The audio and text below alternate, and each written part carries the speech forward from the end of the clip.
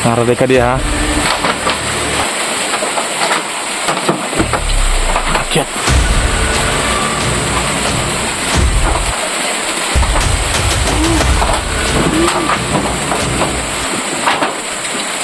Kita naman yung patwang niya. Papahinga muna ako. Dahil kapagod din maglakad kanina. So, challenge natin to. So, bago ang lahat, nagpaano muna tayo dahil huwag niyo po itong gayahin yung gagawin ko natin na mag-isa, na mag-explore at saka ganitong kalagayan at grabe sobrang ano talaga na nakita natin kanina. So, dito ilang araw na kasi yung ulo natin mga idol na sobrang sakit po talaga. At kinayang ko na lang po para meron din po tayong ma-upload. Para kahit pa paano, may kunting ano tayo mga idol. So kung hindi kasi tayo makapag-upload, kahit piso wala tayo. So, buti na lang yung iba, kahit mahihina ng views natin ngayon, eh hindi po sila nag-i-skip ng ads. Sana ganun din po yung iba, mga idol. So ngayon,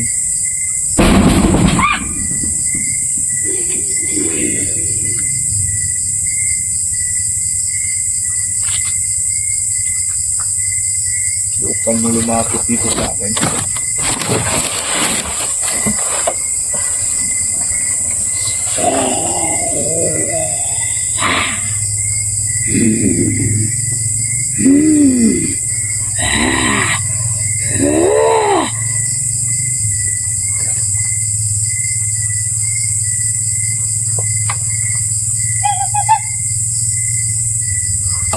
Para hindi tayo patulogin dito mga idol.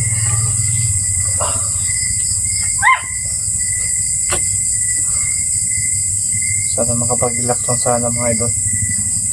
Pero ini-play ko yung video para meron kayong makita sa atin paano natin ginawa dito yung pangyayari. Sabi mga idol, sobrang sakit ng katawan ko. Gusto ko sanang pahinga muna, pero sayang kasi.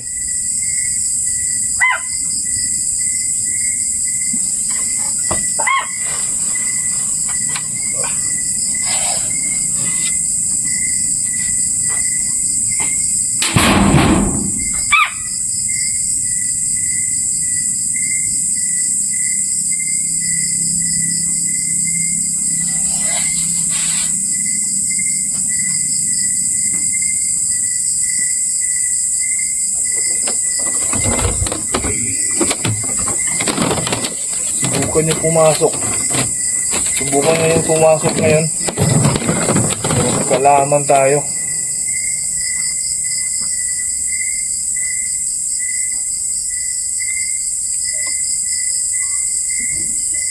Turbo kayo. Gusto ko sana matulog.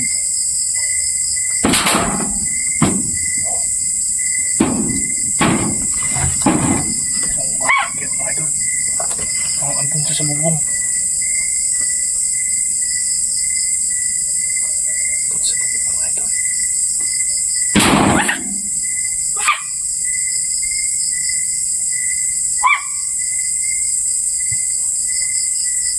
Mag-orasyon muna ako dito bago tayo makapag-relax.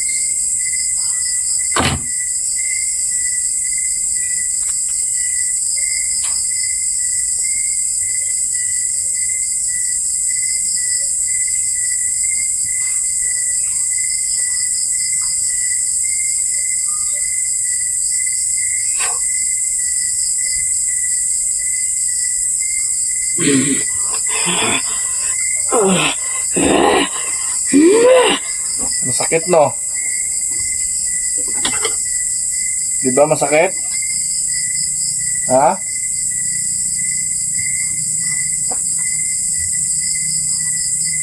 Nasasaktan po sila sa ginawa kong orasyon.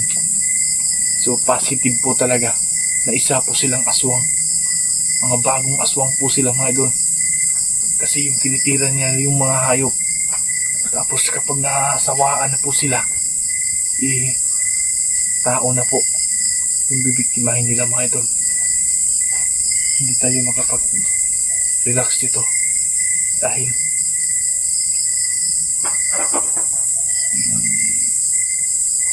tingnan mga idol yung boses niya, parang ng boses ng baboy.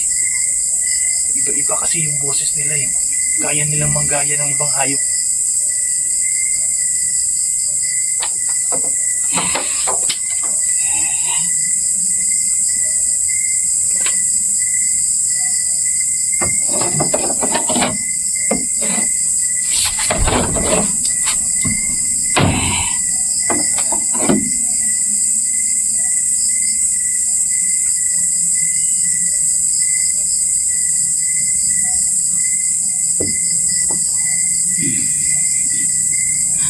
Pumasok kayo dito para malaman natin.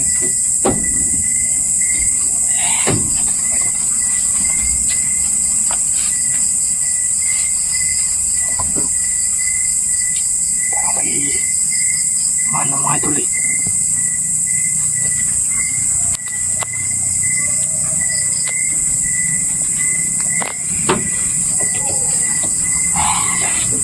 Sige, pasok ka. Pumasok ka nga dito.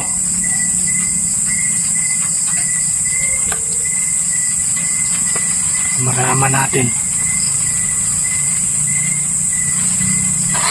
Okay. Umuulan po mga idol.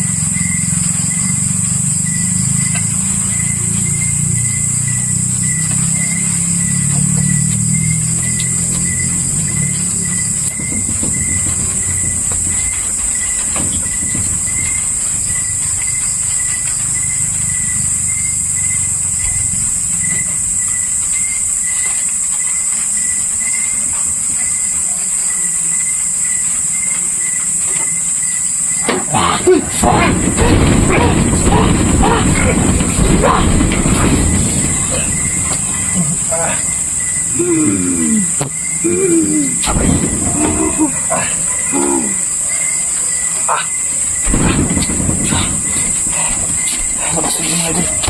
Labasan natin.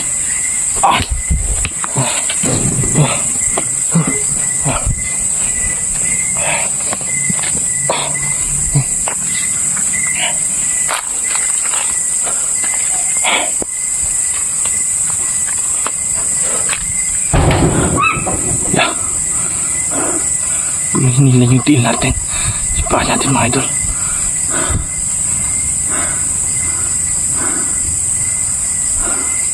Wala. Dito. Ang bilis na pangyayari. Ang bilis ng galawan po nila. Dito lang sa ilalim kanina.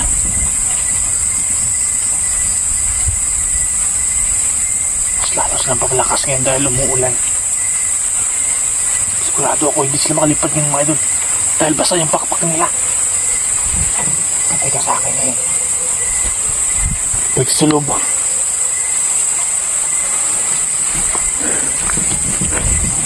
Tara. Tingnan natin ito sa labas.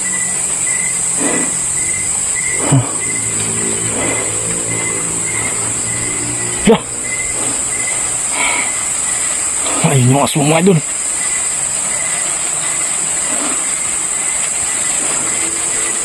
Alam ko hindi kayo makalipad ngayon. Subukan nyo ang umakyat dito sa loob.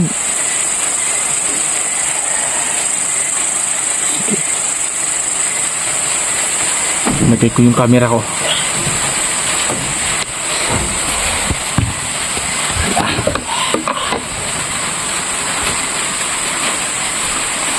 Ba't natatakot ka sa akin? Ha?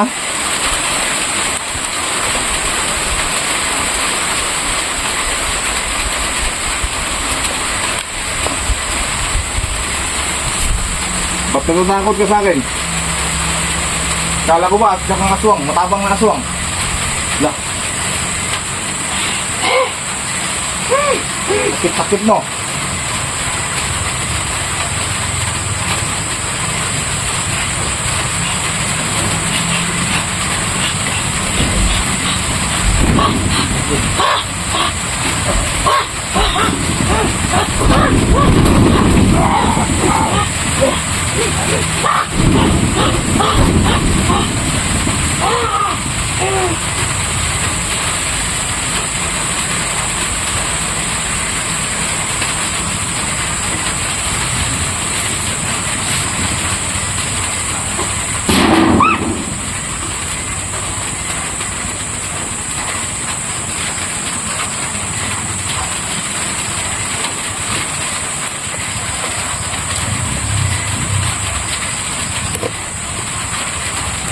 Kala ko ba matatapang ka?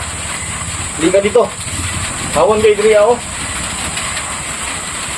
Pagkatamaan ka, sinala akong kutsilyo, iwan ko lang. Hindi ka mamamatay.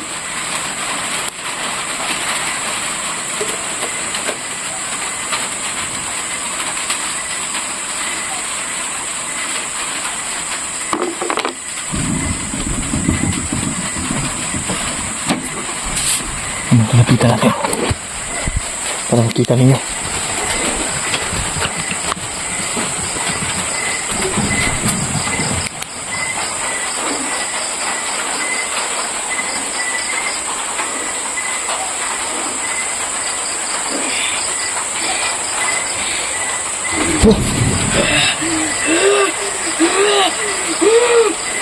Dali diri, sulod diri. Sulod diri ba? Sulod diri. Tanawon na to.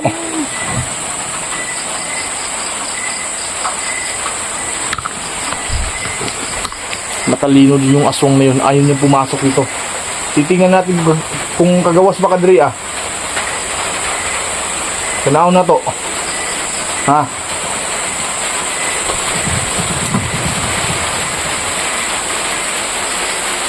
Basta po yung ulan. Wala namang problema dito, mga idol. Makarlas tayo dito dahil may maayos na bubong. Pero yung problema lang natin dito, yung yung mga aswang baka akitin tayo bigla. So hindi tayo matulog dito. Lagi na tayong handa.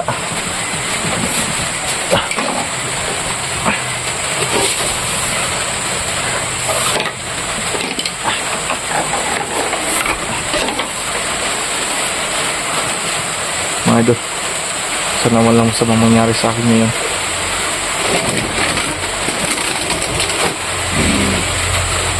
Pumasok ka nga dito. Bilisan mo.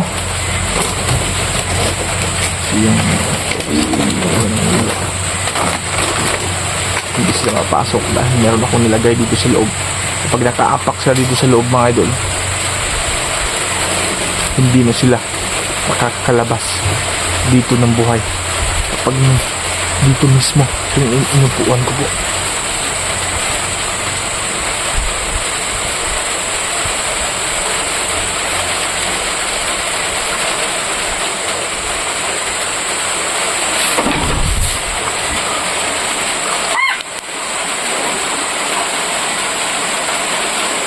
Oh, nasaan ka na?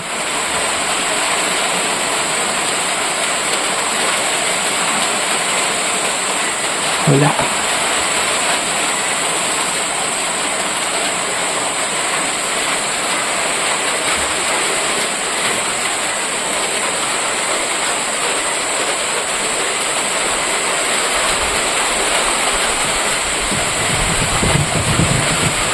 Ito yung amoy po niya. Eh, sobrang baho.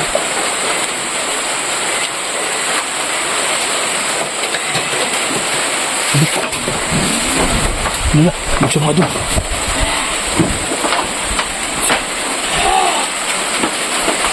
Naraday ka dia, ha?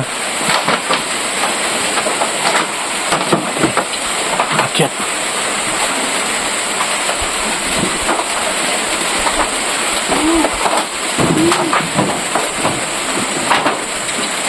Ito nga yung aswang na yan. Madun, paalam mo na. Aakyatin ko dun sa itaas para sigurado natin. Papatay natin to. Paalam mo na, mga idol. Aakyatin natin.